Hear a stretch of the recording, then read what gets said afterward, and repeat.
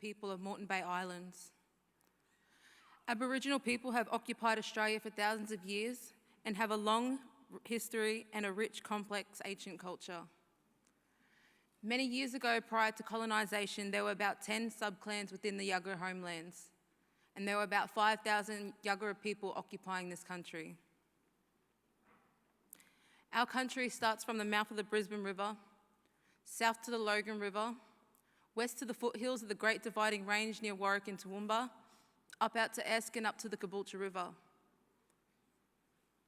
In our culture, welcoming others into our country was sacred to our people.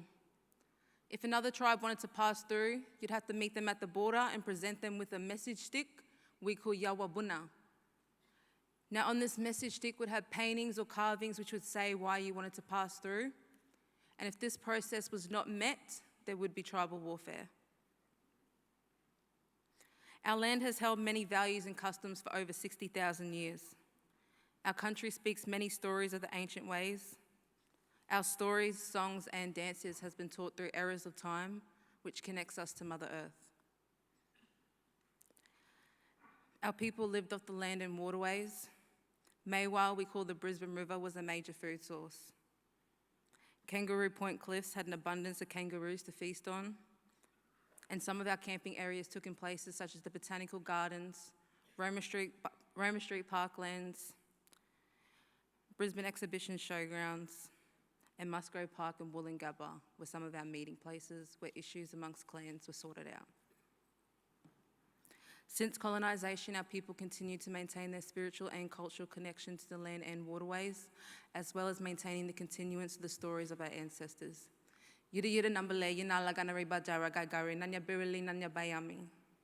Meaning you are all welcome to our country. As you gather on our land, may God and our ancestors guide you in peace. Thank you.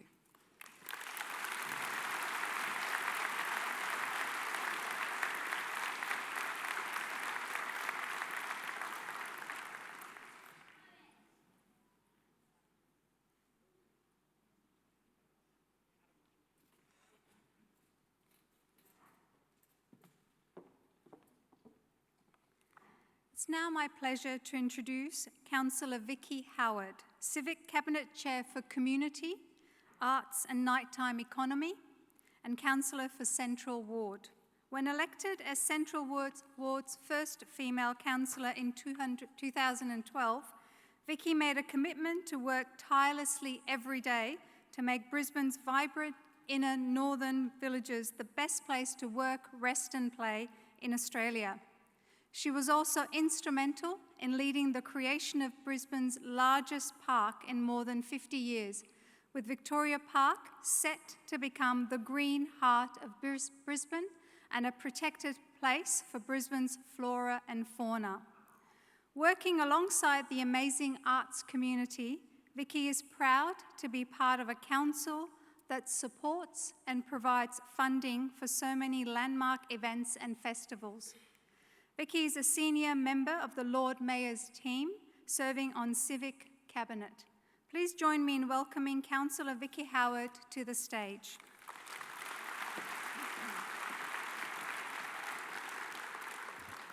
Well, thank you so much, Parissa, for the introduction. I'd like to acknowledge the country and the Aboriginal and Torres Strait Islanders as the traditional custodians, their language, songs and dance. We pay respect to elders past, present and emerging, and may we continue to peacefully walk together in respect and in caring for this country and one another. It gives me a great deal of delight to be here today representing our Lord Mayor, Adrian Schrinner, and I want to welcome each and every one of you to our beautiful city of Brisbane. I'd also like to acknowledge Mr. Paul Sinclair as the President of FIP, Dr. Catherine Duggan, CEO, Dr. Fay Sim, the President of the Pharmaceutical Society of Australia, Mr. Tom Simpson, President of the Society of Hospital Pharmacists in Australia, and Associate Professor Joe Nicolazzo, the President of the Australasian Pharmaceutical Science Association. Distinguished guests, ladies and gentlemen. As I said, it is a pleasure to be here on behalf of our Lord Mayor, Adrian Schrinner. And on behalf of Brisbane, I would like to warmly welcome you to our exciting and vibrant city. We're excited to host the 81st International Pharmaceutical Federation World Congress of Pharmacy and Pharmaceutical Sciences, that's quite a mouthful, being held in Australia for the first time in over 20 years. So again, what a great milestone that is to have you here for the first time in over 20 years. And as a city, we are so proud to host the world's best and brightest minds in pharmacy and pharmaceutical sciences. We're joined today by over 2,000 industry representatives from across the international pharmaceutical community, and what better place to host this flagship event for the pharmaceutical industry than Brisbane. You can see that I am a very proud Brisbane person. The theme for this year's Congress is Pharmacy, Building a Sustainable Future for Healthcare, aligning goals to 2030. Brisbane is home to the brightest minds and world-class innovation, placing the city in the driver's seat to solve global healthcare challenges and prepare for the future of healthcare. Australia has more than 35,000 pharmacists, with more than 7,000 practicing here in Brisbane and other cities in the state of Queensland. Australian pharmacists are world leaders in innovative, patient-centred care and have embraced opportunities for broadened scope of practice initiatives that further primary healthcare outcomes. Brisbane is the Asia-Pacific hub for world-leading science, medicine and technology industries, plus the finance, business and investment capital of Queensland. Brisbane is home to leading medical research institutes, including the Pharmacy Australia Centre of Excellence, the Queensland Institute of Medical Research, the Translational Research Institute, the Mater Medical Research Institute, along with the Menzies Health Institute and Griffith University of Drug Discovery at Griffith University. Brisbane is also proud to host 3 of the 4 pharmacy schools in Queensland. Brisbane also offers an unrivalled delegate experience from world-leading venues, including the Brisbane Convention and Exhibition Centre, where we are here today. As a city, Brisbane is undergoing major transformation and is one of the most exciting and fastest growing capital cities in Australia. There is so much to see and do in Brisbane, and we hope that you have a chance to soak up our wonderful city in between the productive Congress sessions. With its world-class dining, rooftop bars, lively entertainment precincts, including Howard Smith Wharves and Fish Lane, and incredible year-round sunshine, Brisbane is truly a special place with something to offer all travellers. You will notice that my title said that I'm in charge of the nighttime economy. The Lord Mayor, everyone is very intrigued about that title. The Lord Mayor offered me that position in 2020, and all of you in this room will know what was happening to the world in 2020. Our Lord Mayor, Adrian Schrinner, knew how important it was for us to support our small businesses, our local venues, our wonderful city to bounce back and to be as sustainable as it could be through a pandemic that nobody actually knew what the end result might be. We are eternally grateful to all of you in this room because I know how hard everybody worked to try and find some solutions along that way. And I was very proud that Adrian asked me to do that role. I did say to him, but Lord Mayor, there is no nighttime economy, everything had shut down. And he said, I know, Vicky, that is why I'm asking you to do it. So we were absolutely, therefore, thrilled to be able to provide as much support as we could, particularly to some of our entertainment precincts at Fortitude Valley, which is the heartland of music in this city. And we're very proud to be able to say that all of our live music venues were able to continue. And that's a great achievement for us and something I'm very proud of. I'm also very proud of the fact that Brisbane is such a beautiful growing city. Many of you will know that we'll be hosting a pretty important event in 2032, the Olympics and the Paralympics. We are committed to making this an accessible city. We're committed to making it a fun city, and we hope that all of you will enjoy your stay here, but perhaps return to see how we progress. So once again, I'd like to welcome you to our River City and wish you a positive Congress experience. We hope to see this year's delegates back again soon in a professional or personal capacity to experience the very best of Brisbane, and I hope you have a wonderful conference. Thank you.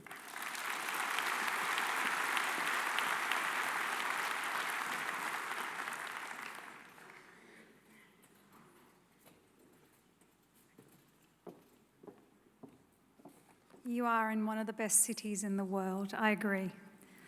It's now my pleasure to introduce Mr. Paul Sinclair AM, FIP President, to give the welcome address for our Congress.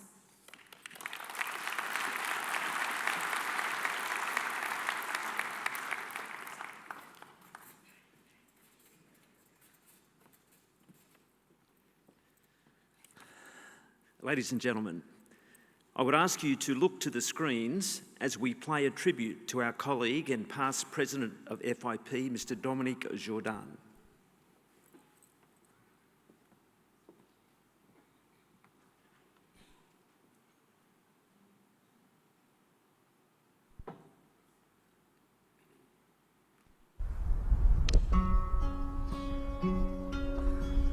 Dear colleagues, dear friends and FIP family, we wanted to take some time during our opening ceremony today to reflect and respect the life of our colleague and friend, our brother and our collaborator, our late President Dominique Jourdan, who passed away only last month.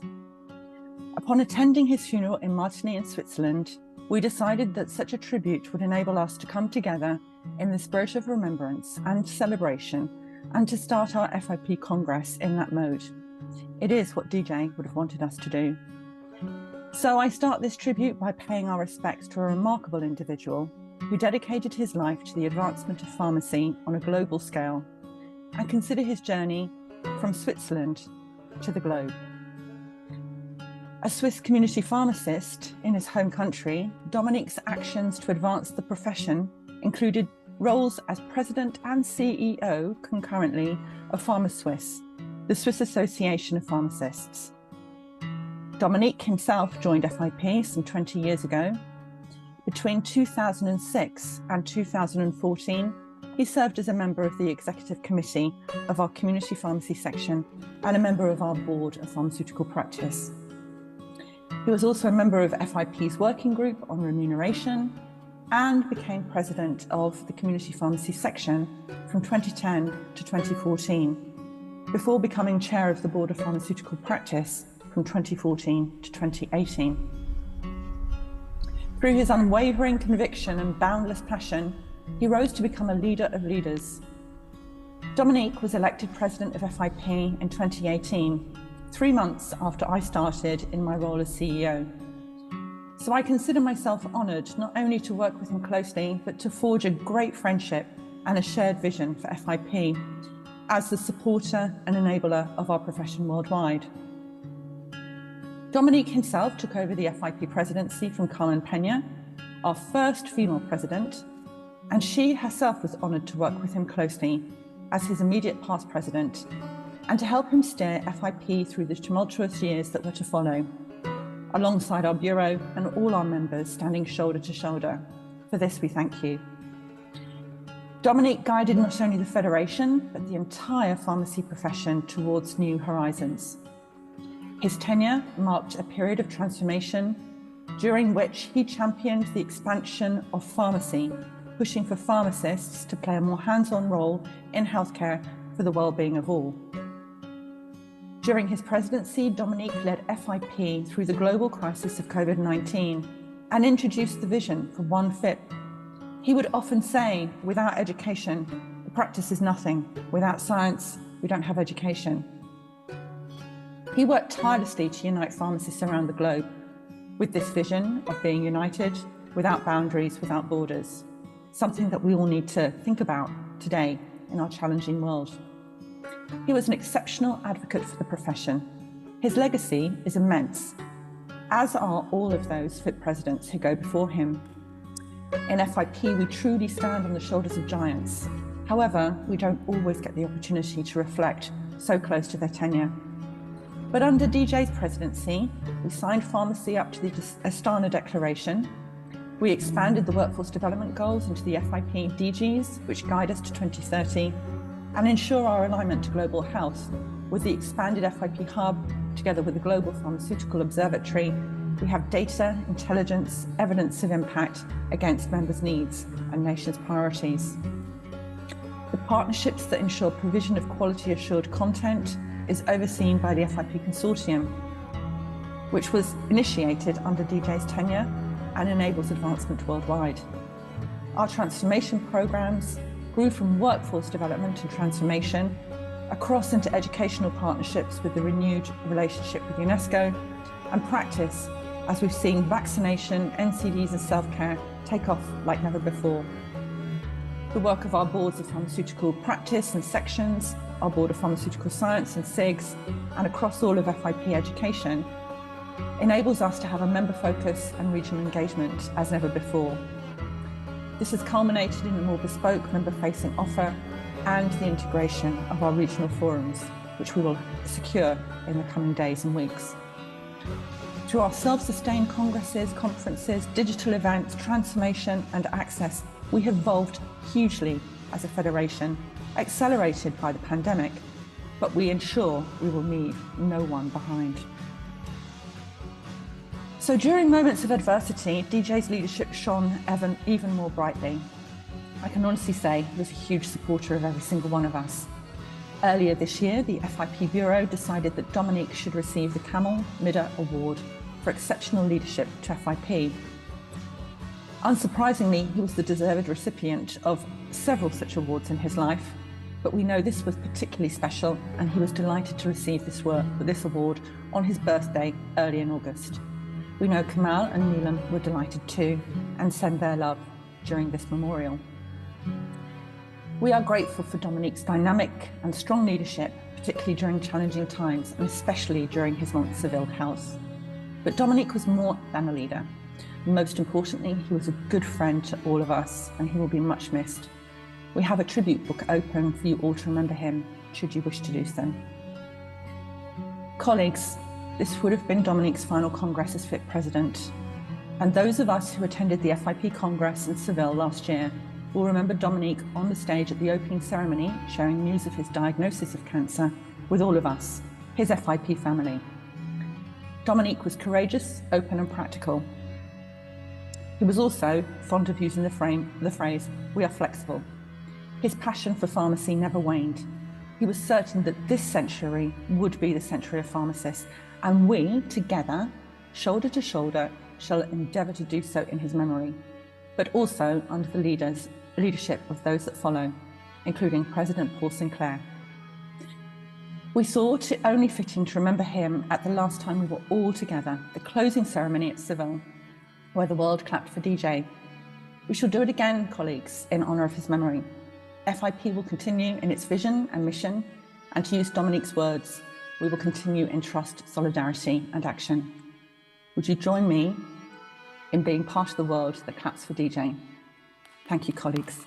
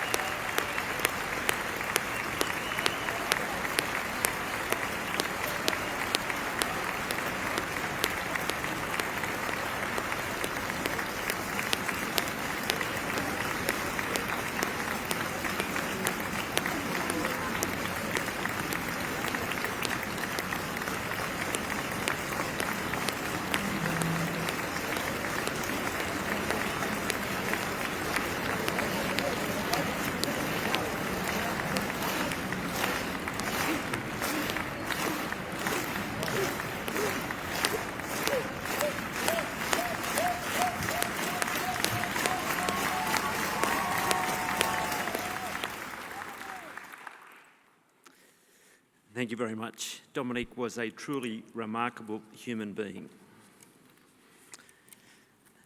To the Honourable Councillor, our special guest, FIP Fellows, members, colleagues, and a special mention for Mr. Dieter Steinbeck, a past FIP President. 40 years ago, the United Nations established the World Commission on Environment and Development to unite countries in the goal of sustainable development. Sustainability was defined by the Commission's chair as meeting the needs of the present without compromising the ability of future generations to meet their own needs. Sustainability requires economic viability, environmental protection, and social equity. It also requires basic human needs such as clean water, food security, housing, education, employment and healthcare to all be met. Today, the UN Sustainable Development Goals articulate this picture and put pressure on governments to act, but each of us has a role to play as health professionals and global citizens. FIP's vision is a world where everyone benefits from access to safe, effective, quality and affordable medicines and health technologies, as well as from pharmaceutical care provided by pharmacists in collaboration with other healthcare professionals. Our work at FIP is aligned with global health goals and ensures pharmacy is part of the delivery of universal health coverage. In 2020, FIP launched the 21 FIP development goals to support our profession to transform pharmacy globally, regionally and locally. And last year, we published an FIP roadmap to 2030. FIP Development Goal 21 is Sustainability in Pharmacy, which is supported by our Sustainability RX program of work covering, firstly, environmental and planetary health, secondly, responding to disasters and pandemics, and thirdly, sustainable services. More than 50 years ago, the first Earth Summit set out recommendations for international environmental action.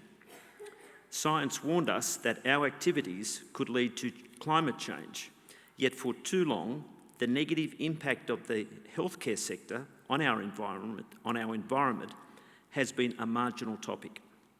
Climate change is a global emergency. We are seeing more heavy rains and heat waves causing floods, landslides and wildfires, all resulting in loss of life. Poor planetary health means more people needing healthcare and new healthcare problems emerging.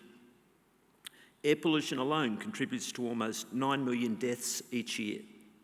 Effective action must be a priority for our profession. This week, FIP will issue a policy statement on environmental sustainability within pharmacy. It makes clear that every part of pharmacy has a responsibility, from pharmacy associations promoting environmental sustainability and the industry reducing its carbon emissions to net zero, to pharmaceutical scientists practicing green medicines development and regulators collecting a standardised national data set on pollution, from educators teaching environmentally sustainable pharmacy practice to practitioners preventing waste through ensuring the optimal use of medicines. Every act will help. We can support the planet while we support our patients. Disasters destroy healthcare infrastructure.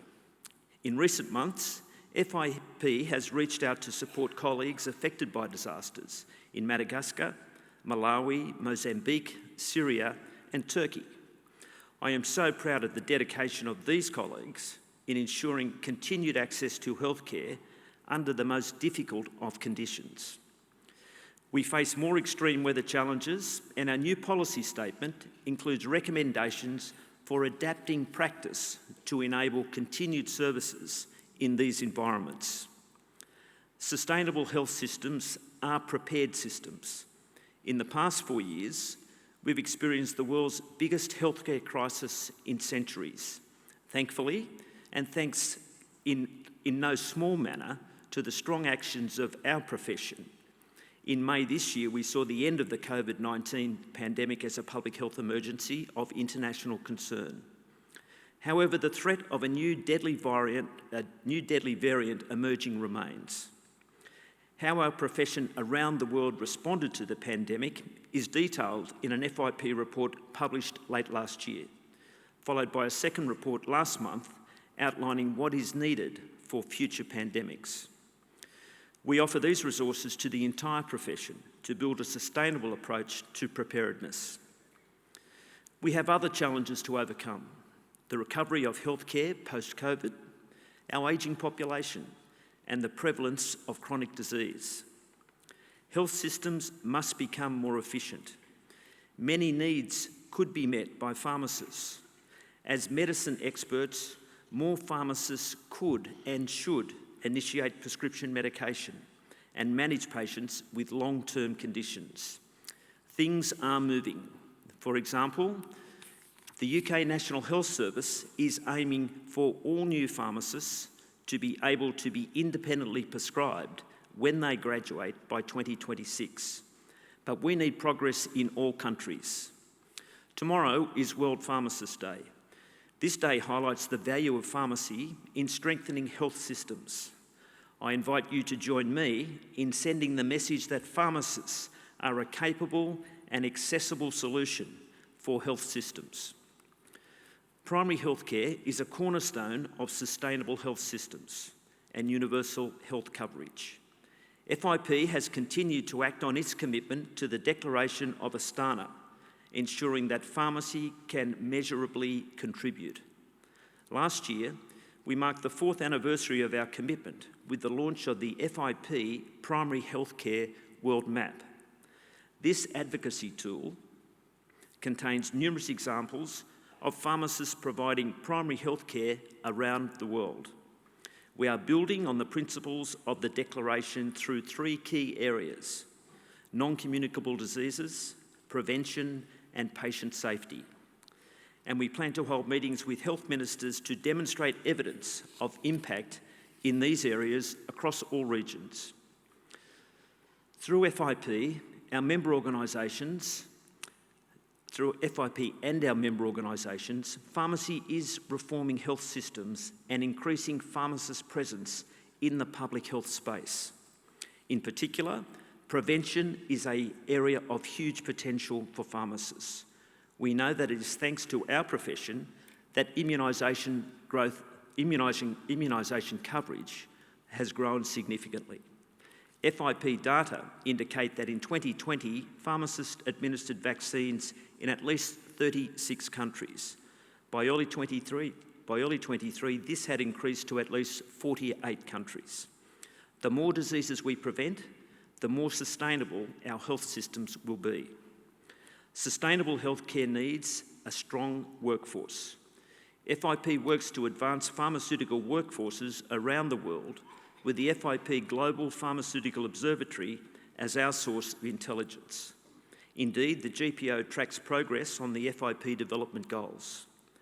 FIP also supports workforce development through a variety of resources facilitating role expansion, defining standards, and recommending FIP-approved training. Importantly, our plan to develop FIP UNESCO UniTwin Centres for Excellence for Pharmacy Education across the globe has been bolstered by the renewal of the agreement between FIP and UNESCO concerning the UniTwin network on global pharmacy education development. Launched in 2010, this led to an FIP UNESCO UniTwin Centre for Excellence in Africa to help pharmaceutical education institutions deliver a workforce able to meet their local needs. We are establishing our next Centre for Excellence in Southeast Asia, with other regions to follow. Technology and research hold promise for sustainable systems. Our profession must better understand technology and lead digital interventions in care delivery. FIP is supporting the development of a digital health workforce with a course for practitioners and educators. We must also have strong research environments so that we can continue to innovate and develop the medicine needs of our people. Our new generation of Pharmaceutical Sciences Group is promoting careers in science, and we continue to encourage pharmaceutical science organisations to support universal health coverage and greater affordability for medicines. Pharmacy itself must be sustainable. In recent months, we have been very concerned over reports of pharmacists being pressured to deliver more services without adequate support. In some countries, we have seen pharmacies reduce their opening hours or even close completely. This is an enormous blow to communities they serve. Health and finance ministers alike must recognise pharmacy as integral to a well-functioning health system. As the global leader of pharmacy, FIP was present at the 5th Global Forum on Human Resources for Health in April. where it was agreed that the health workforce must be recognised as a human capital investment and that the world must shift to strategic long-term financing. FIP will continue to call for that investment. I have given some examples of how FIP is building sustainability.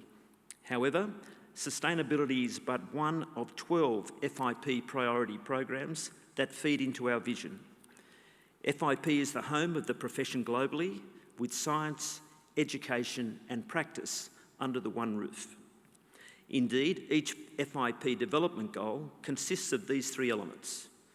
We need to develop awareness and knowledge to build sustainable health coverage, and only through collaboration can this be achieved. I hope that this week we will strengthen international cooperation on sustainable healthcare and find new ways to influence policies and actions in the direction of progress. Several leading initiatives from FIP member organisations will be presented during the Congress, and I thank these members for sharing their work. I would also like to thank everybody active in FIP for making our federation such a success and so sustainable. It is due to your efforts that FIP can continue to work hard for pharmacy. The World Health Organization Director, Dr. Tedros, has described 5 Ps needed to accelerate progress towards the Sustainable Development Goals: promoting, providing, protecting, powering and performing for health. FIP adds a 6th, pharmacy. FIP is confident that our profession will provide solutions to many health challenges. We united to meet challenges during the COVID pandemic. We must now remain together to build a sustainable future for healthcare. I would acknowledge the support of a number of people in the presentation of this Congress this week.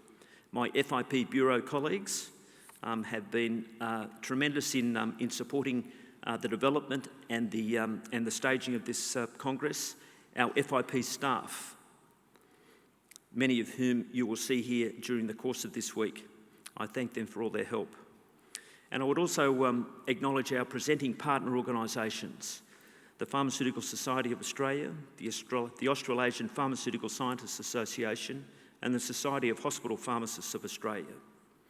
Ladies and gentlemen, it is now my honour to officially declare the 81st World Congress of Pharmacy in Brisbane, Australia, open, and in the words of our late President, Mr. Dominic Jourdan, I would say, long live pharmacy and long live FIP. Thank you.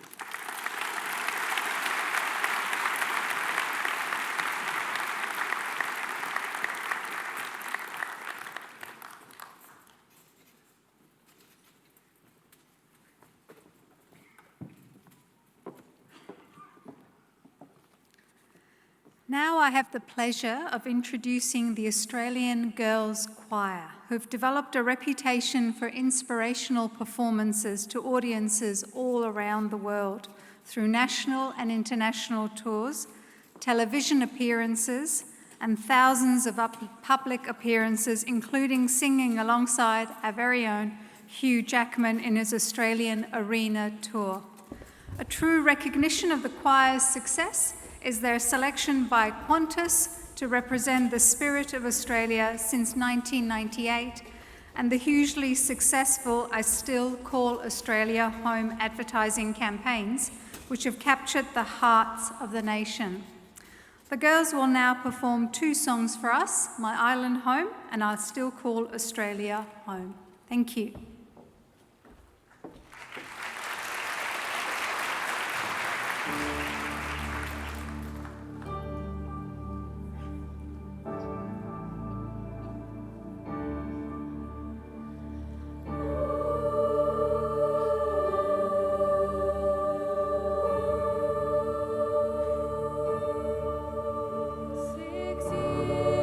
I've been in the city.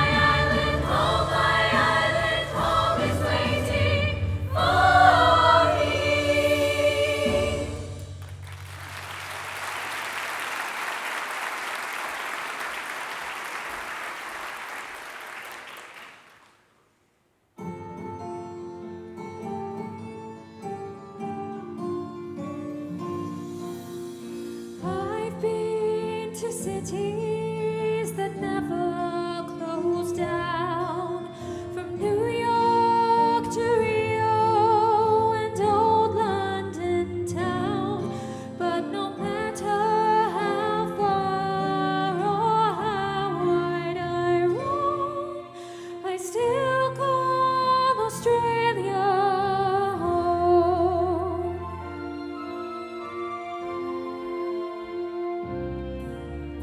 I'm always traveling, I love being free, and so I keep leaving the sun and the sea. But my heart lies waiting over the foam. I still call Australia home. All the sons and daughters spinning round the world, away from their family and friends. But as the world gets older and colder, it's good to know where your journey ends. Someday we'll all be together once more, as all the ships come back to the shore. I realize something I've always known. I still call Australia home.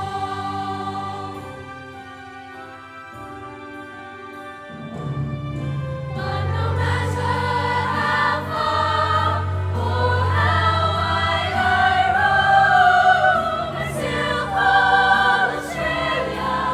I still call Australia. I still call Australia home.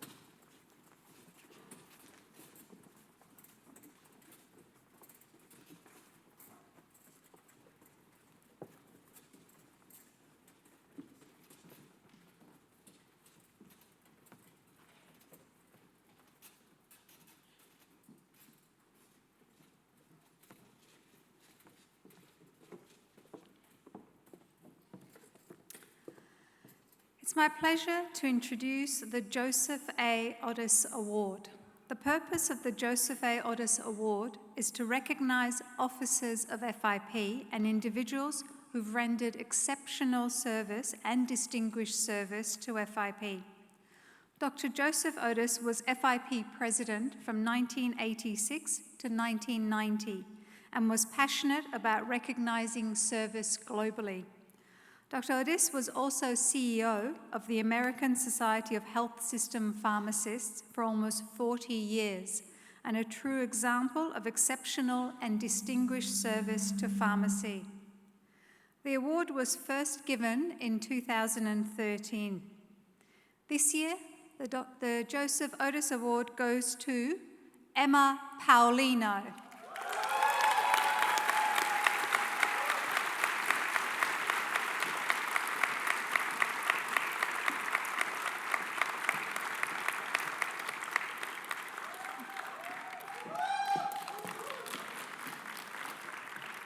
Ms. Paulino's exceptional and distinguished service to FIP and its members is evidenced through the many roles that she has held in FIP, the significant projects she has spearheaded, and the range of policies, reports, and projects she has led, overseen, and developed. Ms. Paulina has previously been chairperson of the Young Pharmacists Group, a member of the FIP Program Committee, Secretary for the Community Pharmacy Section.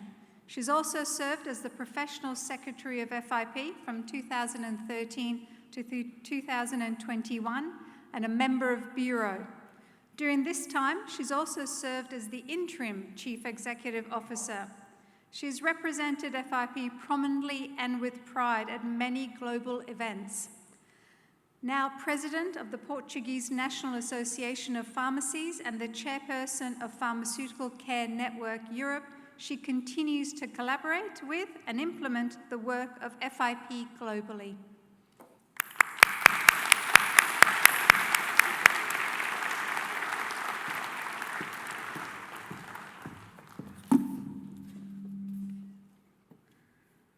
So I brought some notes because I tend to talk a lot and I don't know if they have this Oscar music thing going on or not, so I thought I would write something.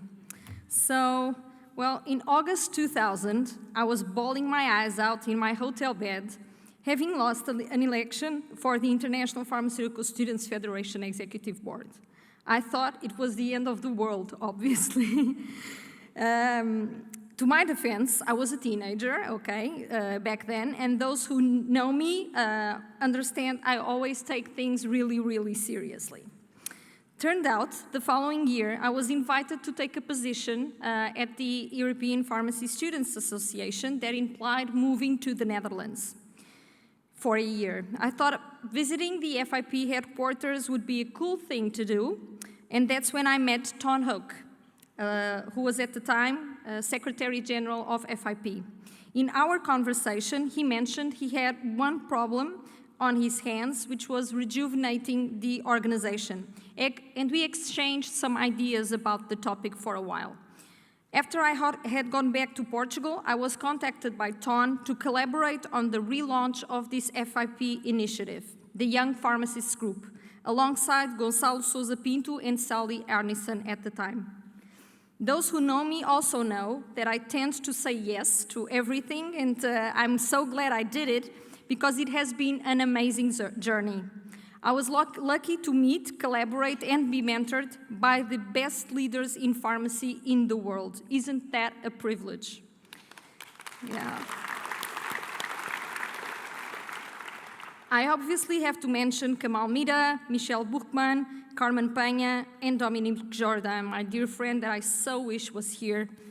Former FIP presidents who were all incredible leaders in pharmacy and shaped me professionally and personally. Henry Manassi, of course, who saw something in me and believed I could take on his very big shoes as a professional secretary in FIP.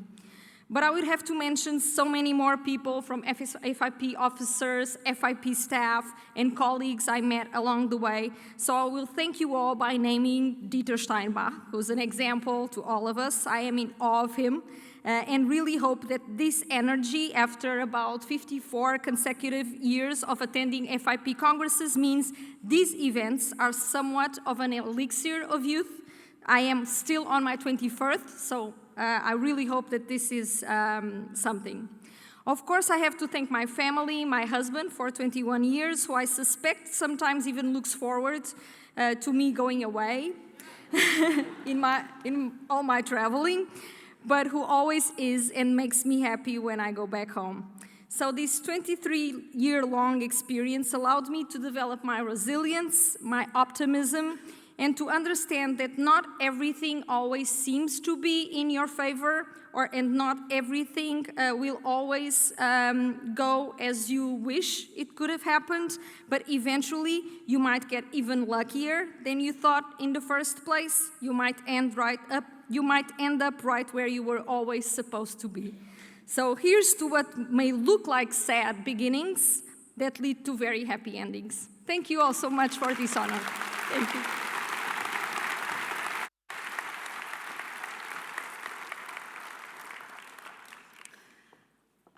I'd now like to invite the Chair of FIP Education, Professor Ralph Altier, to bestow the FIP Exceptional Award in Pharmaceutical Education.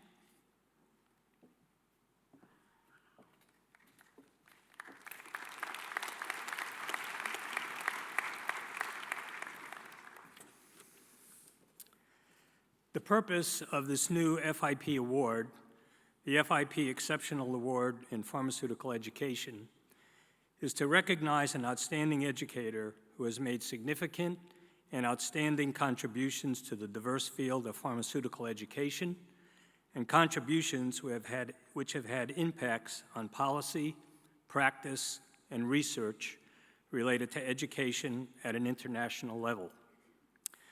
The award will be granted every 3 years, and it is my privilege to announce that Mike Rouse from the United States is the first one to receive the FIP Exceptional Award in Pharmaceutical Education.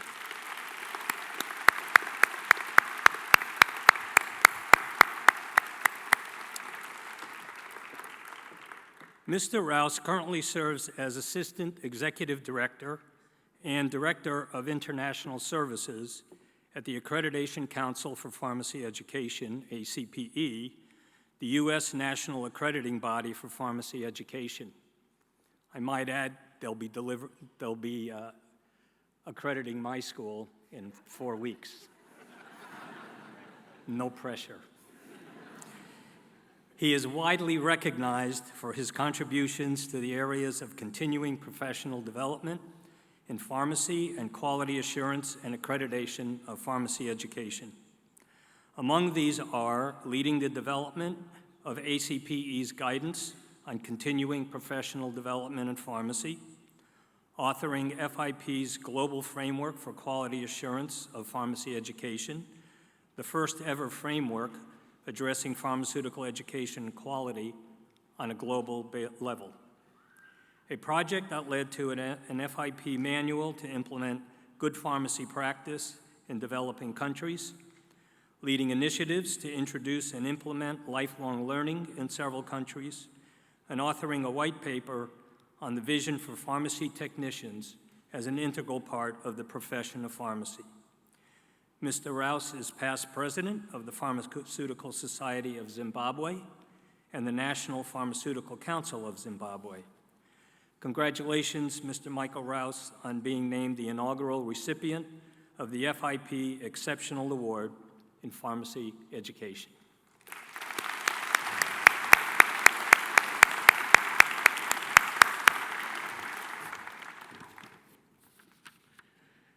Ralph, thank you very much for your kind words.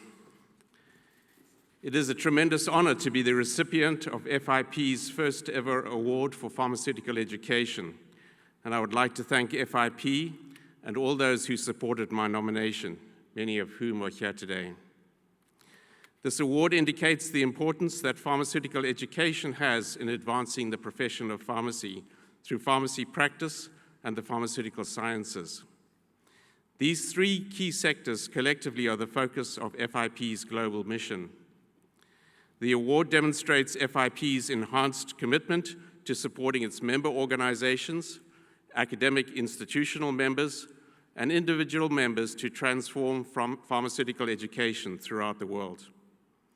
I want to commend the FIP Bureau and Council for making an important decision at this Congress to explore the establishment of a Board of Pharmaceutical Education, something which I believe firmly will facilitate further advances in pharmaceutical education. Whether they work in colleges of pharmacy and universities, technical and vocational schools for pharmacy technicians, or as providers of continuing education and continuing professional development, educators are often the unsung heroes in our profession. So I want to recognize the contribution and service provided by all educators, and I want to share this award with you today. I believe that this award primarily recognizes the work that I've done internationally, much of which has been through FIP initiatives, including in the early days, the Pharmacy Education Task Force and the Education Development Team. It has been such a privilege to serve with colleagues from around the world in this work. The tools and resources that have been developed have had a major impact on education and will continue to do so in the future. My international work would not have been possible without the support of my organization, the Accreditation Council for Pharmacy Education, ACPE, and in particular, the vision of its former executive director, Dr. Peter Vlasis, to expand the mission of ACPE internationally. It was on the bucket list of Pete and Fran, his wife, to make a trip to Australia one day, and I'm so pleased that it worked out that their trip coincided with the FIP Congress so that they could attend my presentation today. Thank you, Pete and Fran. Pete, thank you so much for your mentorship and friendship, and for not only making my international work in education and accreditation possible, but actively encouraging it. Finally, I want to say a huge thank you to my family, some of whom could be here today to join the celebration. My wife, Linda, our oldest son, Andrew, and his wife, Sarah, and our 2 grandsons, Jonathan and Joshua. Throughout my professional career, previously in Zimbabwe and for the last 22 years in the United States, my family has made many sacrifices to allow me to do my work and achieve some of my goals and dreams. Thank you very much. I love you. Thank you.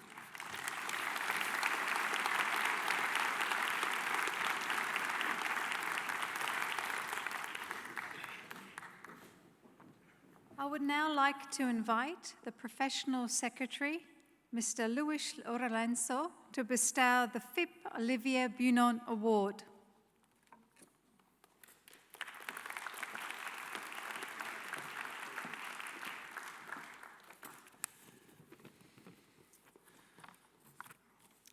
So the purpose of this new FIP award is to recognize an outstanding pharmacist who has made significant contributions to pharmacy within their field of practice at an international level, in the memory of Olivier Bunon, who was such an outstanding pharmacist taken from us too early.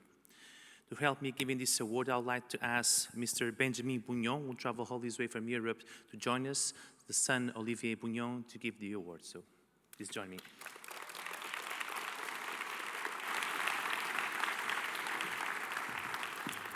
This award will be granted every 3 years, and I'm very pleased to announce that Dr. Shaliza Moladina Sawaji from Canada is the first one to receive it.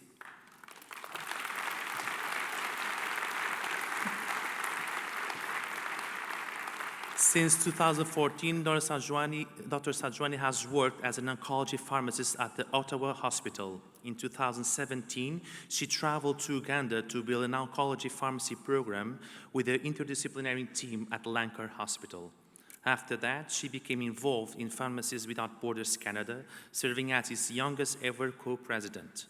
During her term, the organization tripled its numbers of missions to Bangladesh, Haiti, India, Madagascar, Poland, and Tanzania.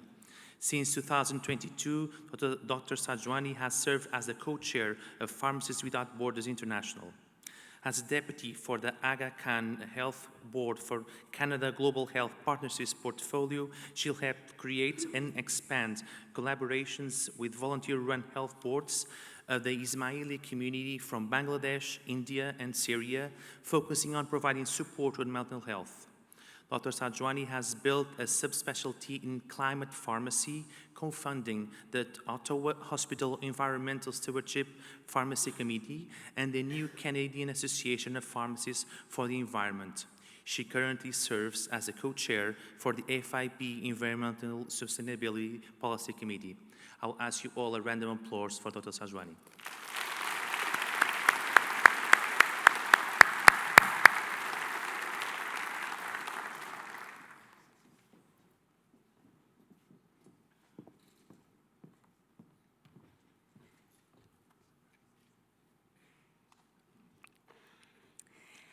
Ladies and gentlemen, thank you very much for nominating me for this award.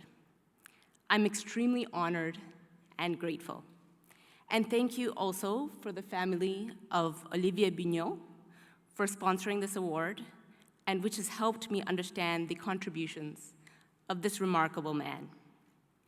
First of all, I'd also like to thank the staff and volunteer teams at FIP, Pharmacists Without Borders Canada, the Canadian Association of Pharmacy for the Environment, the Aga Khan Health Board for Canada's Global Health Partnerships portfolio, and the Ottawa Hospital, for their trust and their inspiring hard work, innovation, and empathy that has allowed us to begin to build some sustainable paid and volunteer-based structures.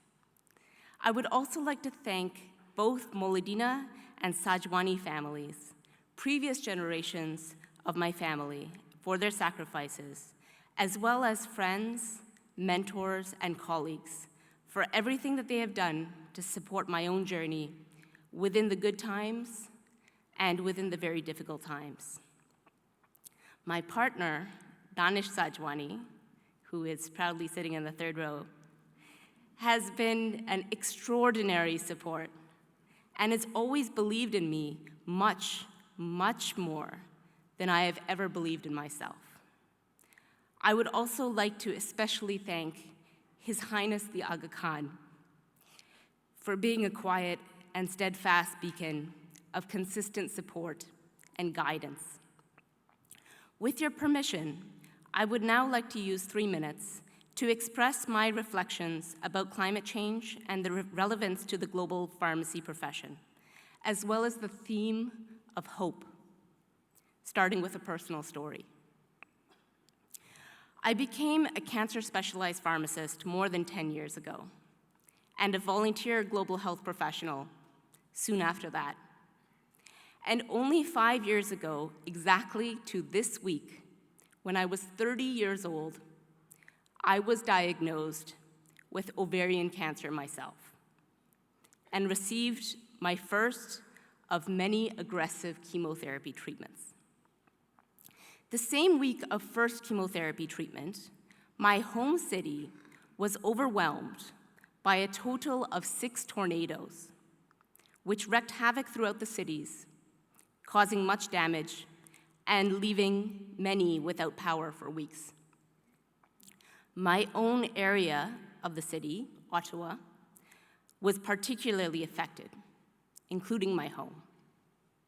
I remember being terrified after returning from my first weekly chemotherapy treatment, wondering whether these tornadoes would affect my own incredible Ottawa Hospital cancer program, the chemotherapy supply chains, and my own timely access to life-saving treatment. While I was extraordinarily lucky and ended up getting slowly better after going into remission, and while I continued to volunteer and later go back to work, now, 5 years after these storms, extreme weather events in my own city, country, and especially the world have worsened since then because of the climate crisis. I promise this won't be too depressing. Here comes the tough part. Climate-related worsened heat waves, wildfires, flooding, drought, and extreme weather events continue to escalate globally, causing worsened economic, racial, and gender inequities, worsened health trends, and harmful impacts to healthcare system infrastructure around the world. They are coupled with the increasing impact of pharmaceutical and plastic pollution to individual and collective patient health. And these issues with planetary health and environmental sustainability have caused an uncertain future for all of us, including our patients. However, and this is important, one thing is extremely clear. The profession of pharmacy, rather, each one of us, continue to fight on the front line through both paid and volunteer work. After returning back from treatment to hospital pharmacy practice in oncology, I have been inspired to see my own pharmacy professional colleagues of all sectors continue to work in their roles managing complex patient care on a day-to-day basis throughout these and other destabilizing changes. Regarding environmental sustainability, a quickly growing number of pharmacy professionals are now involved in education and advocacy for emissions and pollution reduction within and outside of pharmacy to advocate for patient health. Some are beginning to help our pharmacies, pharmaceutical supply chains, and wider communities to be more resilient to extreme weather events by adapting in ways that can protect human health. And some are helping to fill knowledge gaps that help with filling empathy gaps regarding diversity and inclusion that overall helps us move forward together while reducing our unconscious biases. And finally, Many others are working collaboratively across global frontiers in the most difficult disasters and crises to improve access to medication management. A very small number of these diverse leaders were represented in FIP's first ever environmental sustainability policy, covering each area of the pharmacy sector's relation to climate change, which was passed a few hours ago as part of the FIP development goal on sustainability. Congratulations, FIP. But despite this momentum, when looking for the future, perhaps optimism isn't a word I would use for a while. I am personally very, very worried about the future. But I also have a sense of determined hope in the face of these immense barriers that helps fuel my own work in this area. I feel a gritty, determined sense of hope when I see momentum, when I see people of diverse cultures and ages quietly working together and learning from each other on the most difficult issues, such as climate change, away from the spotlight, sometimes with little or no extra reward. Their diverse contributions to civil society inspire me and motivate me, along with my own very determined belief that humanity, with all its flaws and complexities, has its own unique beauty. And that beauty is absolutely worth working very hard together to protect. Both inspired hope and the determination to protect the dignity of human lives are critical for more and more of us to educate ourselves, support existing work with time and resources, and learn to work together to improve inequities. I look forward to working with all of you to protect not only the generations of tomorrow, but indeed to protect the generations of today. Thank you.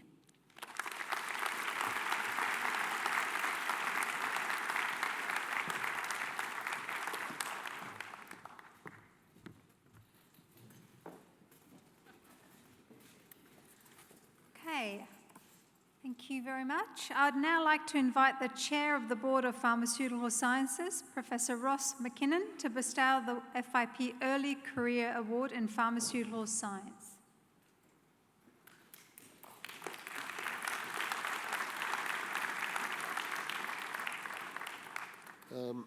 Thank you. It's my pleasure to introduce the FIP Early Career in Pharmaceutical Science Recognition Award.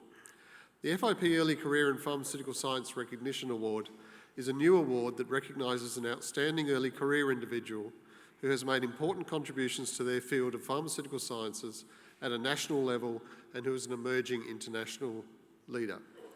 The award will be granted every 3 years, and I'm pleased to announce that Associate Professor Chun Wai Mai from Malaysia is the recipient of the FIP Early Career in Pharmaceutical Science Recognition Award.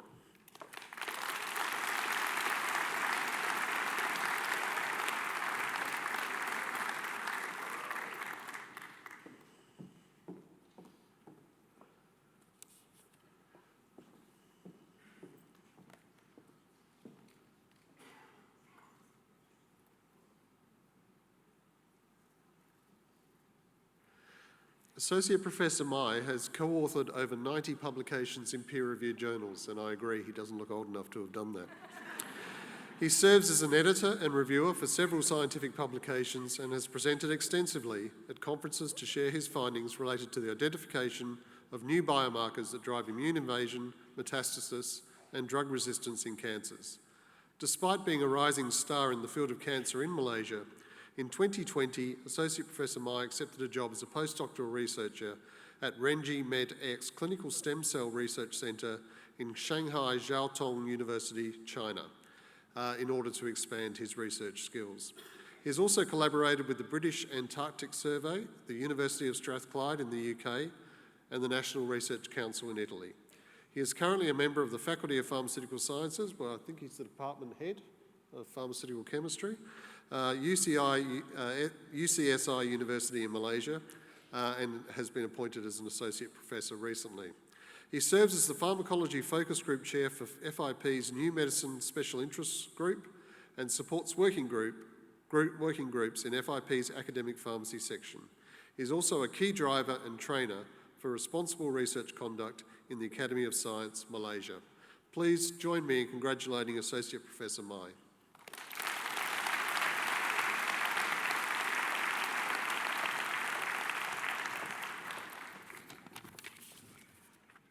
Ladies and gentlemen, first and foremost, I would like to thank FIP for giving these incredible awards for me. FIP has been the forefront in terms of pharmaceutical sciences research as well as practice worldwide. And I'm truly honored and privileged to receive this award from this prestigious university as well as the organization. I would like to thank Malaysian Pharmacy Society, MPS, for the nominations. I would also like to thank my university, UCSI University, and the Professor Morgana and Professor Jimmy Mok for their guidance and support in my career. And not forget, I'm truly honored to be guided by Professor Takuya and also Chen Junyi for support these nominations. And not forgetting Toyin and also John for bringing me to this stage. Because in 2018, I received the first travel award to FIP to take this leadership development workshop. That is where I actually learned about FIP. And that's where Toyin actually showed me the way to actually involve in FIP. So thank you, Professor Toyin, for actually giving me the doors to come to this stage. And thank you for all the guidance for the past 5 years to give it to me.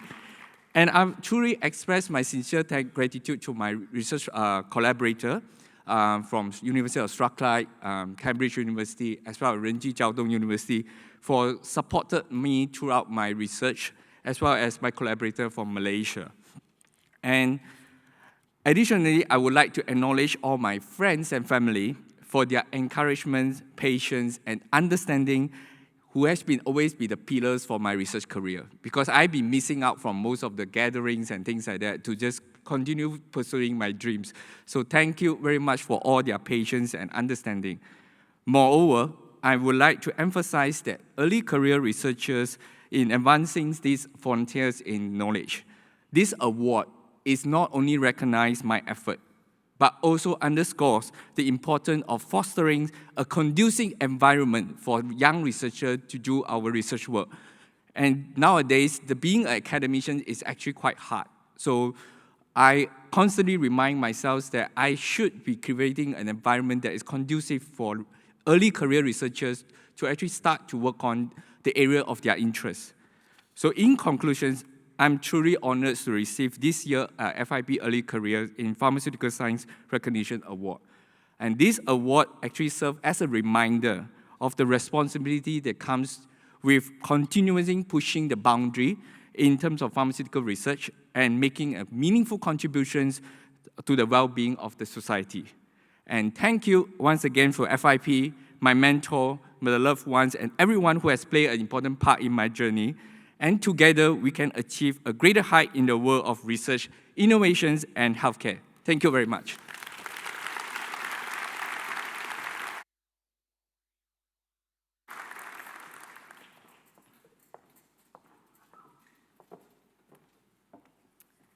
Next, I'd like to introduce the Chair of the Board of Pharmaceutical Practice, Mr. Dara Connolly, to give the FIP Health Promotion Campaign Award.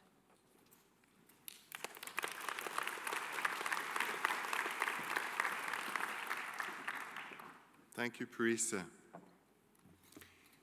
This award, made each year since 2016, recognizes a health promotion campaign developed and run by an FIP member organization or one of its chapters. Health promotion is a cornerstone of the essential contribution that primary healthcare makes to universal health coverage and the role and place of community pharmacy to the delivery of the Astana Declaration. This is even more so since the COVID-19 pandemic. This year, we are delighted to award the FIP Health Promotion Campaign Award to the Irish Pharmacy Union for a pharmacy initiative in Ireland to support the victims of domestic abuse and coercive control. we would like to welcome on stage from the Irish Pharmacy Union, the President, Mr. Dermot Toomey, and the Medicines Information Pharmacist, Ms. Tara Kelly.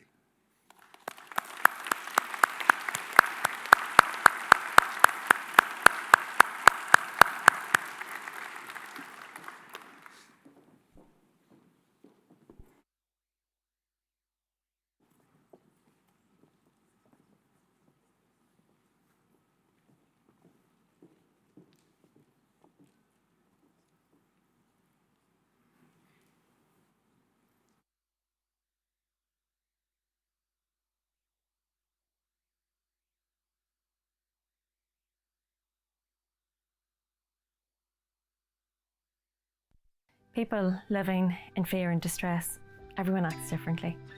But the commonality of it all is their control has been taken away. Safe Pharmacy is an initiative with the Irish Pharmacy Union to encourage victims of domestic abuse and coercive control to come forward for help, to give them a safe space to reach out for support. Every pharmacy in the country must and does have a consultation area, a private and safe space that is visually private and also audibly private. That space will be offered to people in a confidential, non-judgmental way. Pharmacists will be able to make the call on behalf of the person, or to give them their control back, they can make the call themselves. It's easy, it's accessible, there's no appointment needed. We often have long extended hours. So with that, someone experiencing domestic abuse and coercive control knows that there's a safe space when they might only have moments to make a call and make a conversation. It's important to reassure victims of domestic abuse and coercive control that any information that is divulged in front of the person in the pharmacy will be treated with the utmost confidentiality. All that's needed is that you ask for help in any safe pharmacy. You will be believed, you will be listened to, you will be helped.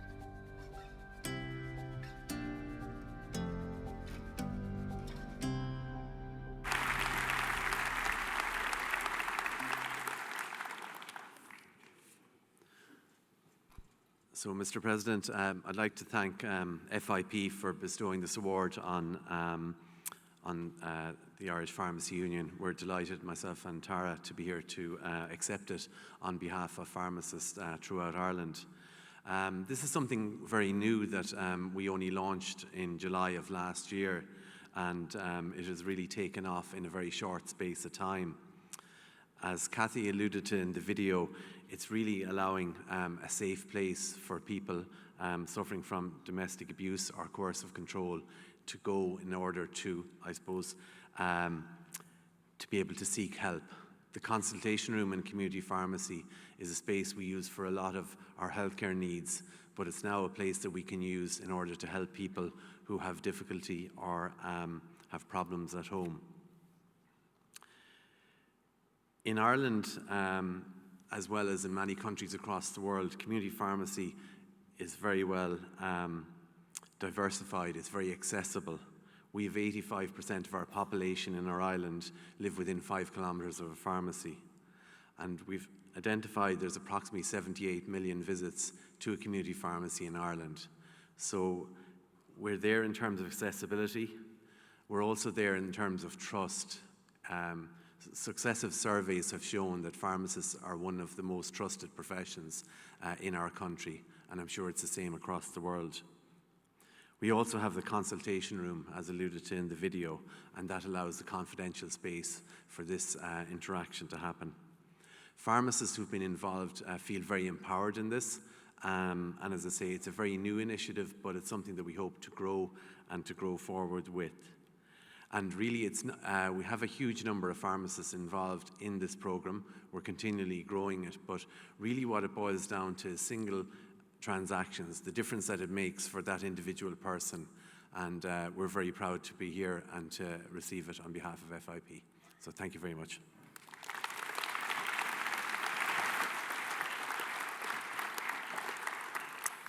It's my pleasure to invite to the stage now the CEO of FIP, Dr. Catherine Duggan, to introduce the Pharmaceutical Educational Organisational Award. Thank you.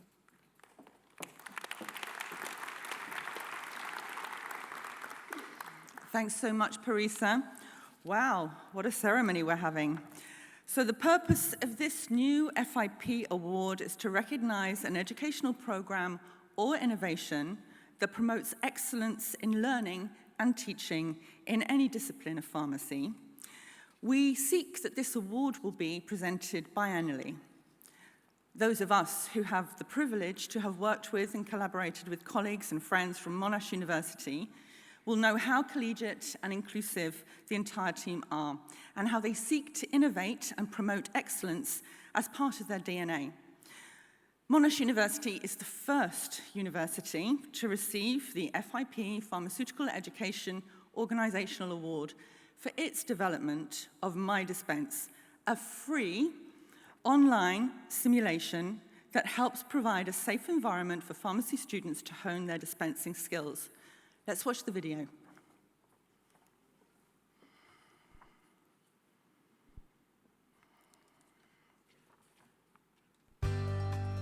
MyDispense is a free online pharmacy simulation developed by Monash University, where students can develop medication skills in a safe environment. Currently, MyDispense is used by 240 institutions across 38 countries. Over 2 million exercises have been completed by more than 54,000 students. With extensive customisation options, educators use MyDispense in diverse ways to equip learners. We set exercises focused on information gathering, using EHR systems and liaising with prescribers. Students receive immediate feedback on their performance. MyDispense is an effective learning tool, but the real magic is the global community we have built around a spirit of sharing and collaboration. MyDispense is free and will always be free. We welcome philanthropic partners to join us on this really amazing journey.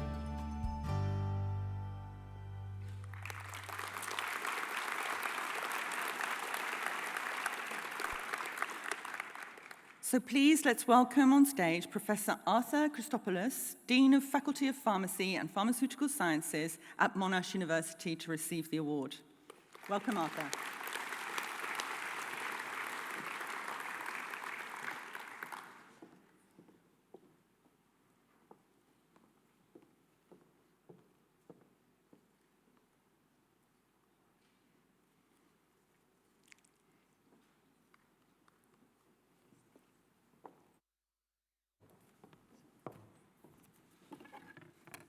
I promise this will be brief.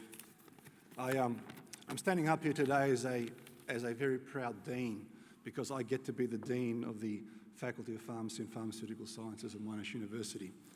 And for us to be the inaugural recipients of this particular organisational award, it truly is an honour and a privilege, and we are proud that it has been awarded to us for MyDispense. As you heard, it's a free resource that's always been underpinned by the concept and the spirit of access and equity, and that will never change. If I were to try and thank all the people involved, especially given the nature of MyDispense and the way it's used, you actually will hear the Oscar theme music going and telling me to get off the stage, so I won't. But it would be absolutely remiss of me if I did not thank a couple of key people. First and foremost, Marion Costello, who you saw on the video, many of you know. I often refer to Marion as the glue that holds the faculty together. I also want to acknowledge the incredible work of Keith Sewell and Keenan Beaumont, who have done so much work behind the scenes on MyDispense and continue to do so, often on the spell of an oily rag. So congratulations to them all. I want to send out a special thank you as well to all our national and international, the MyDispense community. Without your commitment to the spirit, as I said, of access and equity and spreading and helping us implement the work in MyDispense, which is all about sharing and collaboration, it would not be where it is today and where I believe it's going. As you noted, it's always evolving.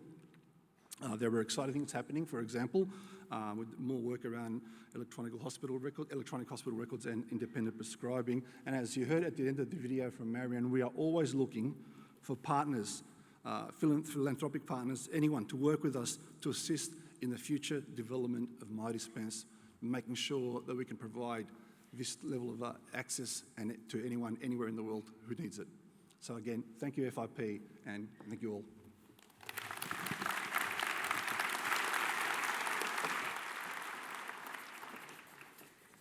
Thank you, Arthur. We've got about half an hour left. If you're all worried about where the drinks are and when the nibbles are, it's only about another half an hour left. And to just ease you into it, we're now going to go for a short musical interlude. And we're going to welcome back the girls' choir for another 2 further songs. I am Australian and you are the voice. So here they come.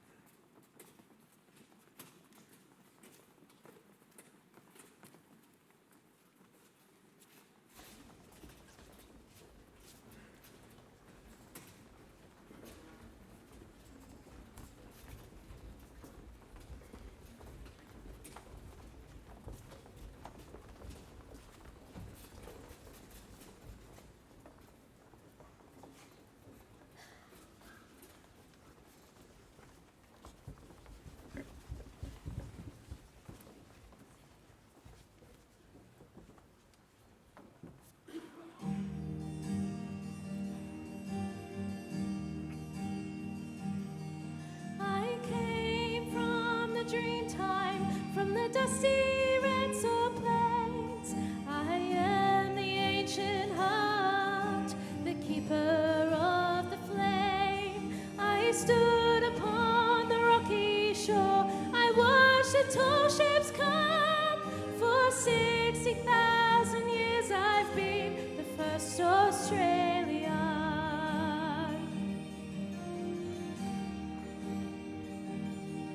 I came upon a prison ship, held down by iron chains. I cleared the land, endured the lash, and waited for the rains. I'm a settler, I'm a farmer's wife on a dry and barren run. A convict, then a free man,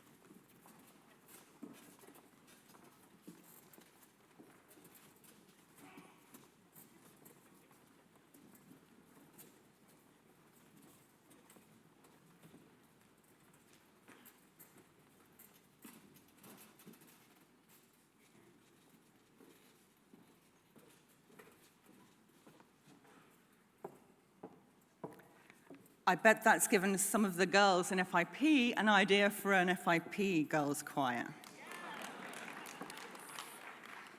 I've got the IP on that one. It's a great honour for me to be here today to present some FIP fellowships. In 2004, the FIP Bureau of the International Pharmaceutical Federation resolved to introduce a recognition award to be known as FIP Fellow. The FIP Fellowship recognises individual members who have exhibited strong leadership internationally and distinguished themselves in and contributed to the advancement of the pharmaceutical sciences or practice of pharmacy and served our federation. The first FIP Fellowships were awarded in 2005, so we're delighted to be with you some 18 years later. We're proud to recognise the endeavours and dedication of all colleagues and our fellows as shining stars among the profession. Thank you all. As CEO of FIP, it is my huge pleasure to announce 12 new FIP Fellows this year. Our very first new fellow is Wael Abi Ghanam. He is very well known in his country of Lebanon, where he has served the hospital pharmacy sector for 26 years at St. George Hospital, University Medical Center, as well as at a field hospital set up to care for the victims of the Beirut port explosion in 2020. His activities as an FIP member include representing Lebanon in the elaboration of FIP Basel statements and contributing to their translation into Arabic. Dr. Abi Ghanam is currently Vice President, Eastern Mediterranean region of the FIP Hospital Pharmacy section, serving since 2018. He can't be with us today, but please join me in a brief appreciation of his work.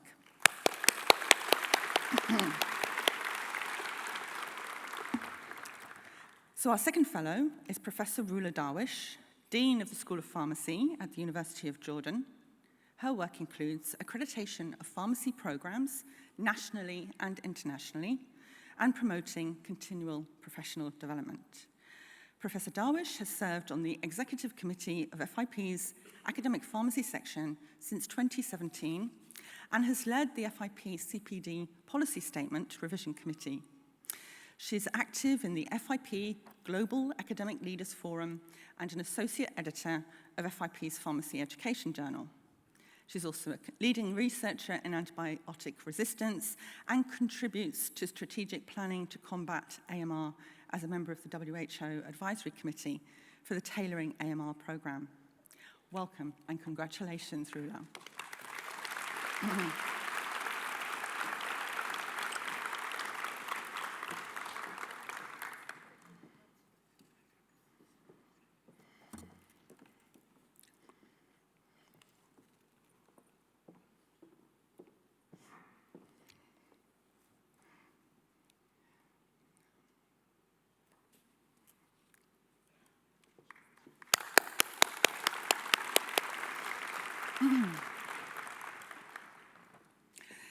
Next, we have Josep Maria Gui Segura, our next fellow, a vice president of the FIP Hospital Pharmacy section. His work for FIP includes coordinating the review of posters, speaking at events, contributing to the Basel statements, and serving as a liaison to PharmaBridge, implementing new initiatives such as virtual exchanges between pharmacists across the world. Dr. Gui is a director of pharmacy and medicines at the Consortium of Health and Social Care of Catalonia, an adjunct lecturer of clinical pharmacy and pharmaceutical care at the University of Barcelona. He lends his expertise to a number of international advisory committees, including on environmental sustainability of hospital pharmacy and security of medicine supply. Congratulations, and thank you for your work.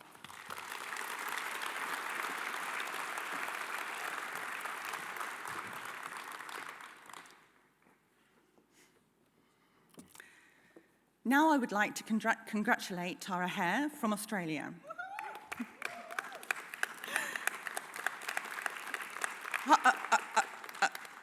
Currently, she is president of FIP's Social Administrative Pharmacy section, but she has served our federation in different officer roles over many years, including as public relations coordinator for the Young Pharmacist Group in 2011.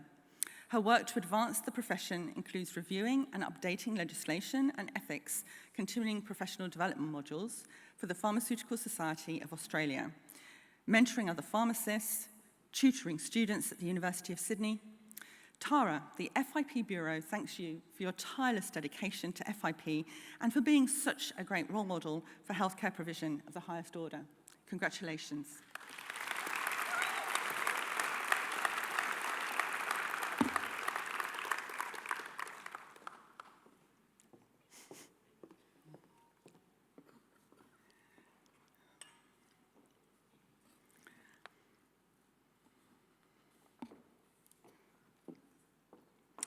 So our next new FIP Fellow is Professor Di John. He works at Cardiff University in Wales and known to many of us. He's contributed to education in Australia, Malaysia, Namibia, and Thailand. He's a strong advocate of interprofessional collaboration, and for FIP, he has served as Vice President of the Academic Pharmacy Section and on the Board of Pharmaceutical Practice. While APS Vice President, and for some time after, Di mentored fellow FIP members elected to executive committee positions. He also contributed to the FIP Global Competency Framework for Educators and Trainers, published in 2022. Unfortunately, Professor John can't be with us, but I know you will join me and congratulate him in his absence.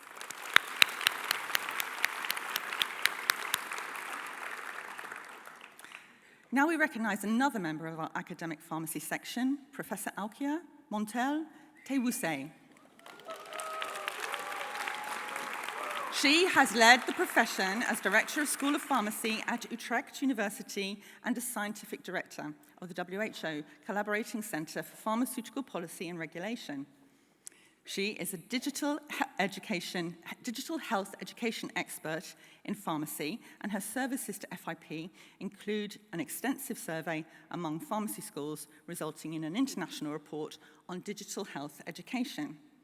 She served as an academic pharmacy section committee member since 2019 and has co-led our Train the Trainer program on digital health. Before we start,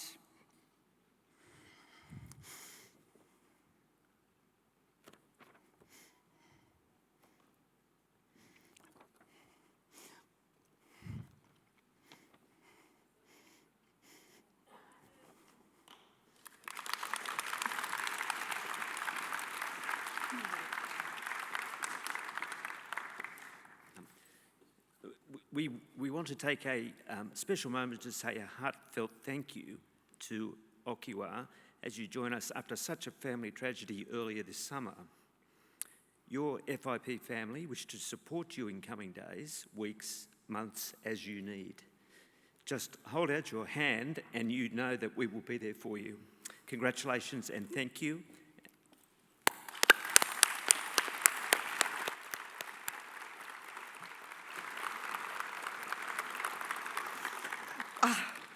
Sorry, colleagues.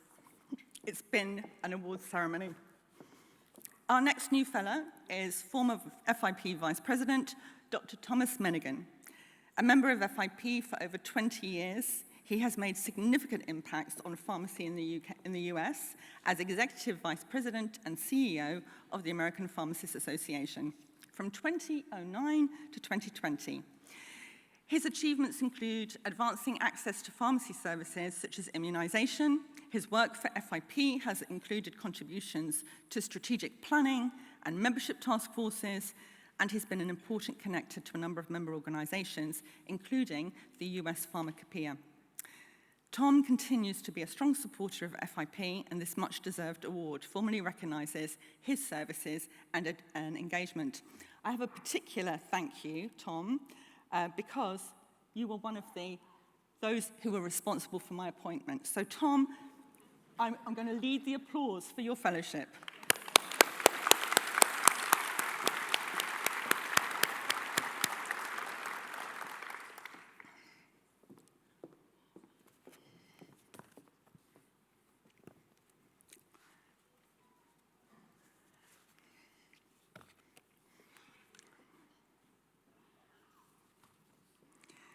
Wonderful.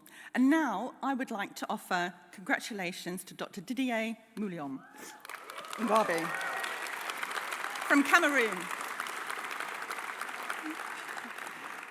As our 8th new FIP Fellow of 2023, he has been active in FIP ever since he attended a congress in 1992.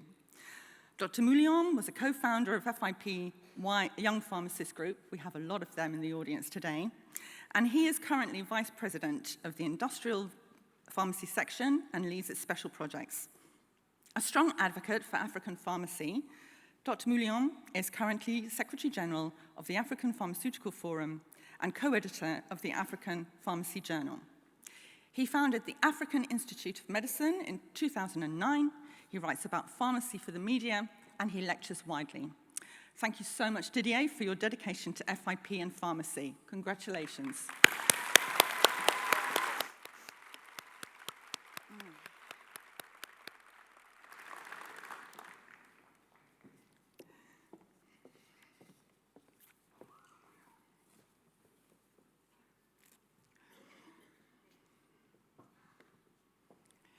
It's my pleasure now to announce a fellowship to a pharmaceutical scientist, Associate Professor Joseph Nicolazzo, Associate Dean at Monash University, Faculty of Pharmacy and Pharmaceutical Sciences here in Australia.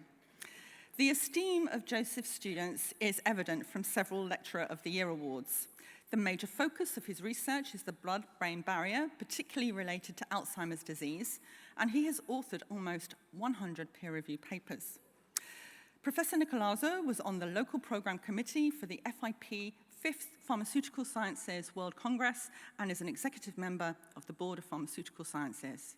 His international work includes serving as president of the Australasian Pharmaceutical Science Association.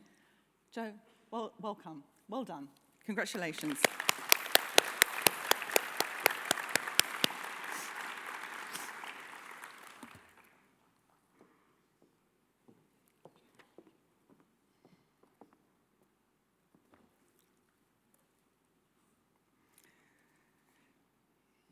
It's my absolute honor and privilege to congratulate another distinguished pharmaceutical scientist, Professor Giovanni Pelletti.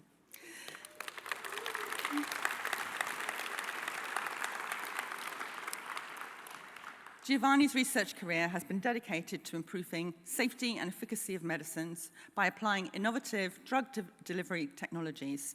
He has successfully enabled development of drug delivery technologies relevant to women's health, cancer therapy, and currently serves as principal investigator on 2 prestigious projects funded by the US National Institutes of Health and the US FDA.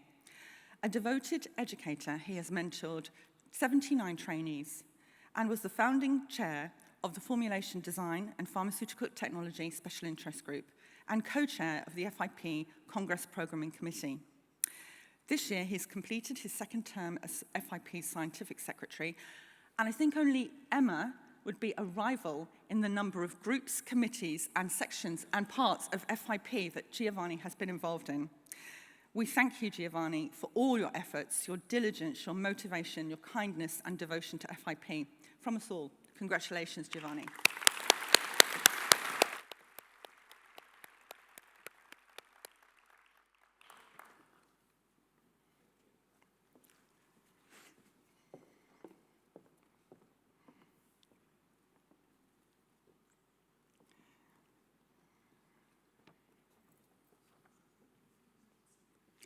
And now I'm delighted to announce recognition of our former Vice President of FIP, Ms. Samira Shamas from Jordan.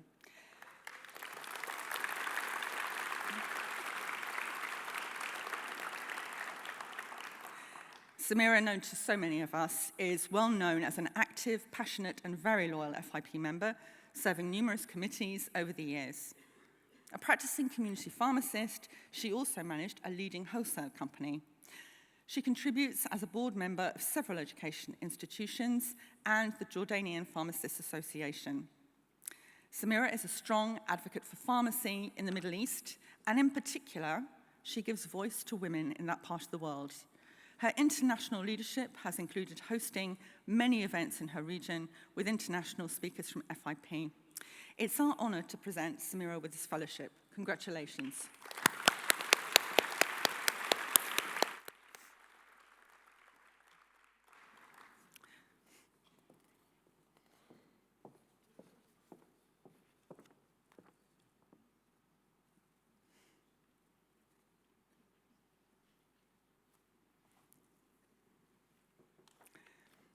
We now come to our final fellow for 2023, Mrs. Mary Wang.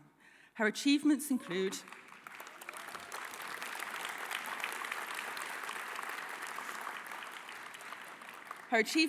establishing a hospital pharmacy department in 1992, which she directed until her retirement in 2019. She has served Taiwan as president of its Society of Hospital Pharmacists, developing good pharmacy practice, guidance for many areas. Before that, she was the Society's Secretary General. As a committee member of the National Teaching Hospitals Accreditation System, she contributed to pharmacy professional education. Mary is a vice president of FIP's Hospital Pharmacy Section, has raised awareness and engaged Taiwanese hospitals to complete self-assessments against the Basel Statements on hospital pharmacy practice. We're delighted to welcome you to the fellowship. Well done, Mary.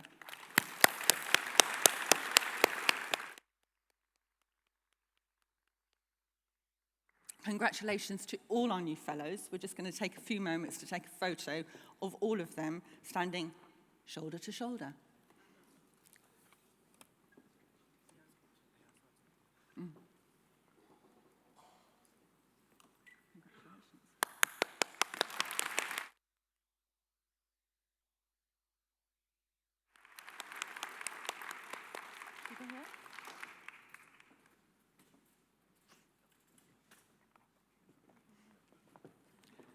This may take some time. Left a bit, right a bit. I'm only joking, Josh. Or am I? Oh, do you want to go?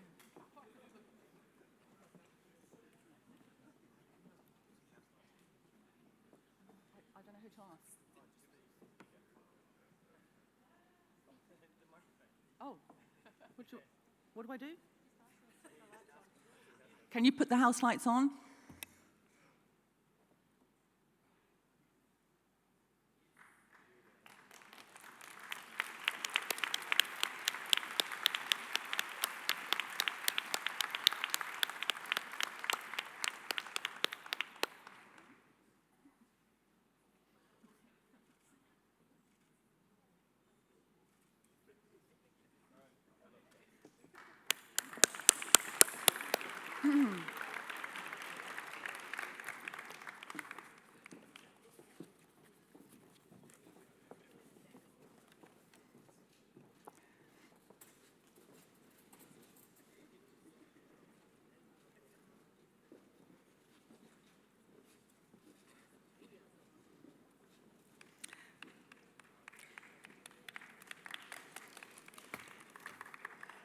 It now gives me great pleasure to introduce the FIP Foundation Chair, Janine Sobotka, the Chair of FIP Foundation. Welcome, Janelle.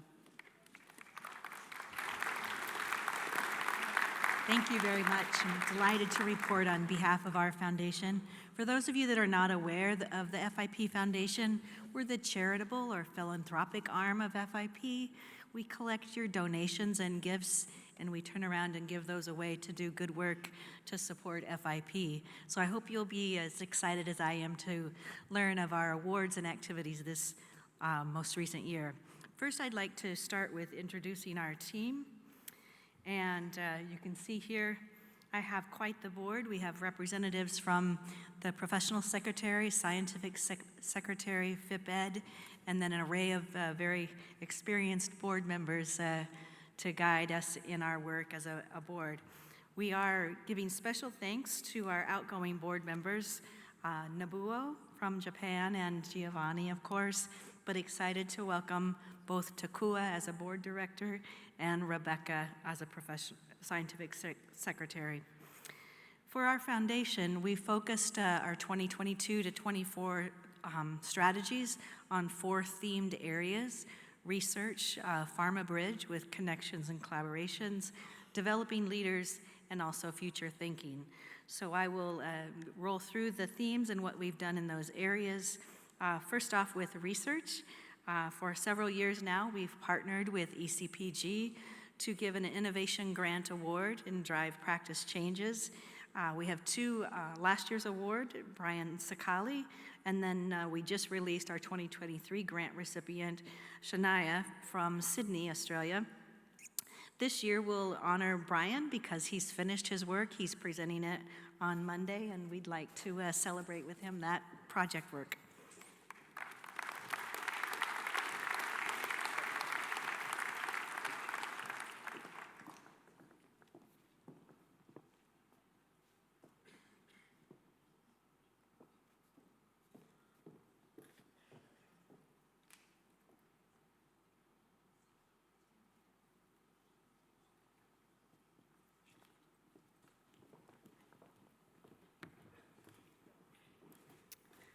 Next up, I wanted to briefly announce that we have a new partnership with the hospital pharmacy section. We're looking to develop partnerships within FIP that bring synergy to our theme area of work and in research. In this case, again, the hospital section will continue the research grant they've offered by sharing the criteria and selecting the recipients, but our fundraising dollars that we bring in through research we'll share with them and ECPG and then other partners. So we hope that brings us a new arena of research activities. Excited that the hospital section has announced their 2 recipients for this year and looking forward to the work that they will do. This has just been announced, so congratulations to the hospital section recipients.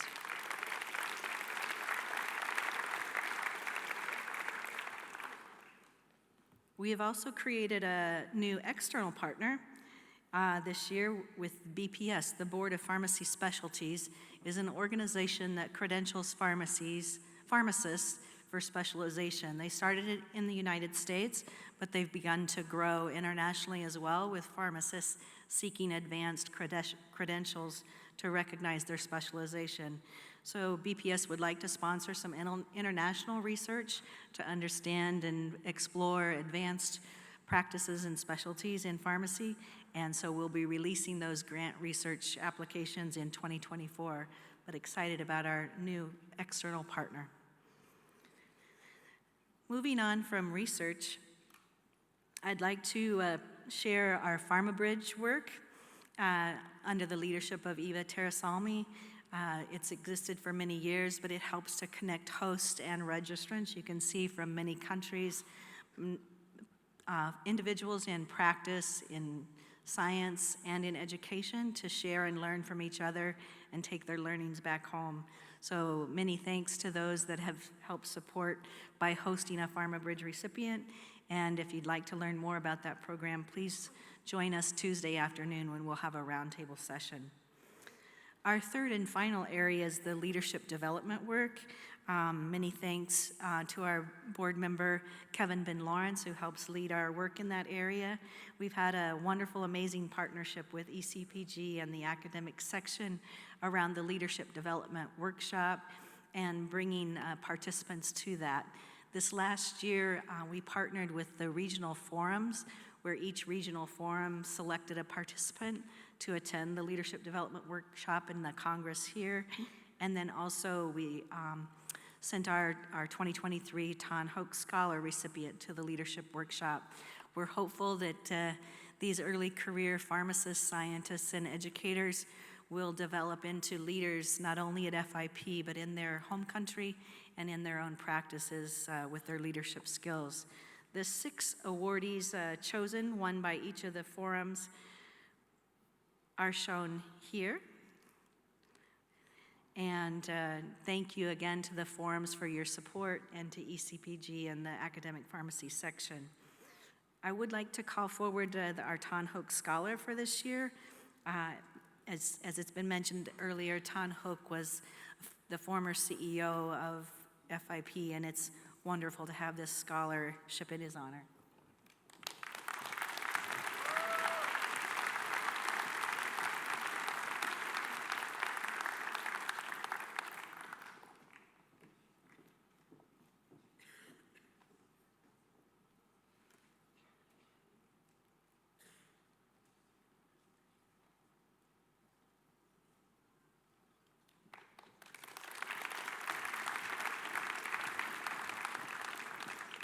Chimia Amida joins a a number of Tan Hook Scholars. We've had one annually for years, and that's only possible because of the leaders who donated to a fund for that scholarship in Tan Hook's name. So thanks to many of you who made that scholarship possible in Tan's honor.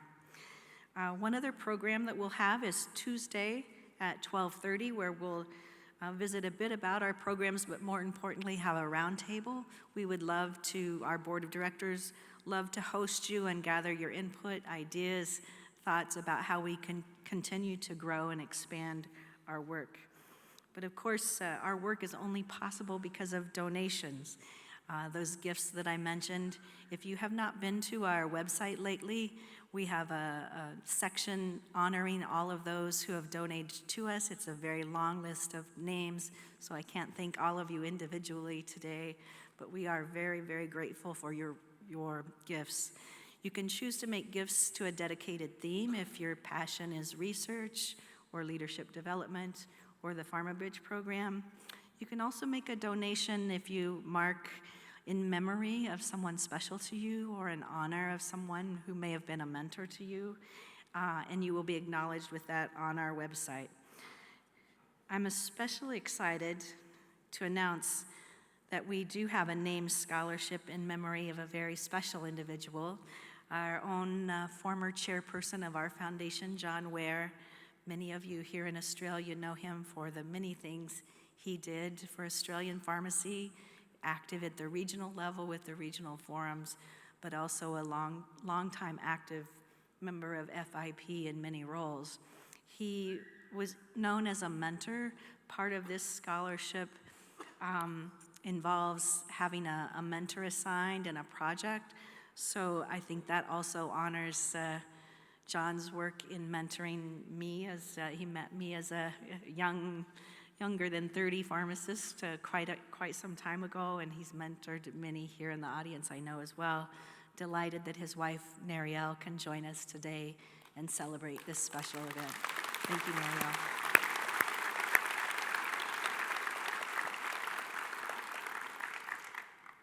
And with that, I'll close with my final slide to say that we'd like to celebrate with you with a donor recognition reception.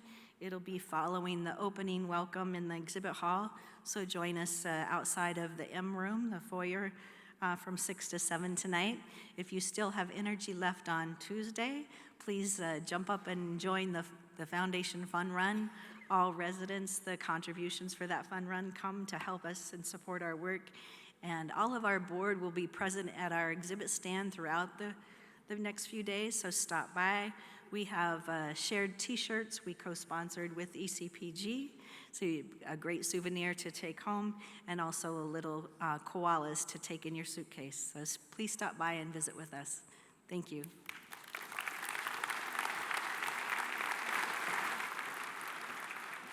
Thank you, Janelle. Okay, we've only got another 30 seconds, guys. Nearly there. I can hear the drinks being poured. So thank you to our president, Mr. Paul Sinclair AM, all of our bureau colleagues, our CEO, Dr. Catherine Duggan, Mr. Benjamin Bunon, who presented the award, and all our new FIP fellows and awardees. Thank you also to the girls' choir and the Nunakul Yugara, who welcomed us to country and did the smoking ceremony. And of course, thank you to you guys, to you wonderful delegates, for making the trip to come out down under to Australia, to Brisbane, our international pharmacy family. So our opening ceremony has come to an end, you'll be glad to hear. And I warmly welcome you to move to the exhibition hall, just down that way, for the welcome reception. Eat lots, drink lots, have lots of fun, and enjoy the sessions too.